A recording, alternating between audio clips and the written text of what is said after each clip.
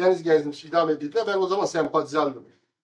Yaşasın Kürt ve Türk halklarının kardeşliği diye bir slogan attı. Ve sehpayı kendi eliyle, ayağıyla devirdi. Mahir Çayır'ı dinledim. Kürt meselesi dedi vardır, inkar edemeyiz. Bunu sol içinde çok cesur söyledi. İbrahim Kaypakkaya milli mesele diye çok geniş bir şey yaptı. Ben o zaman sempatizandım. Yani o benim icadım değil. Onu demek istiyorum. Türk gençleri bunu söyledi. Ben onu inkar edemezdim. Onlar Türk gencidir. Beni söylüyorlar. Ben de onların bir sınıf arkadaşıyım. Ben nasıl inkar edeceğim? Onursuz bir insan olacağım. Bilim okudum. İsmail Beşikçi vardı. Doğu Anadolu'nun düzeni diye kitap yazıyor. Benim kimliğimi bana ders hocasıdır. Okutuyor. Şimdi ben eğer çok onursuz olmazsam onları inkar edebilir miydim? Edemedim. Mecbur bu işe bulaştım.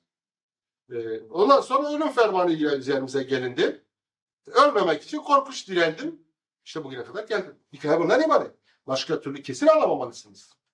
Amacım tekrar vurguluyorum. Daha güzel bir Türkiye'de kendime de bir yaşam yeri aralayabilmek ve bu Kürt ellerini de güzel insanların güzel yaşadıkları bir alan haline çevirmekti. Ben halen bunun için ayaktayım. Beni başka türlü bu zor şartlarda ne ayakta tutabilirim? Yani bölücü değil misiniz siz? Hayır. Türkiye'yi bölmek gibi niyetiniz yok mu? En büyük bölücüler sonra ortaya çıktı ki bu çeteler. Bu çeteler kadar Türkiye'yi bölen var mı?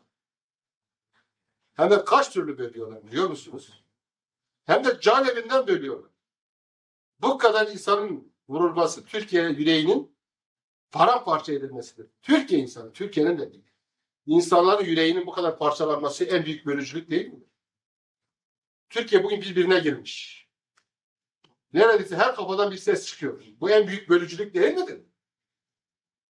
Yürekler bu kadar parçalandıktan sonra, beyinler bu kadar kargaşaya getirildikten sonra, bu en büyük bölücülük değil midir? Bu kadar hırsızlık, bu kadar rant, en büyük bölücüye yol açmıyor mu? Tam tersi ben iddia ediyorum ki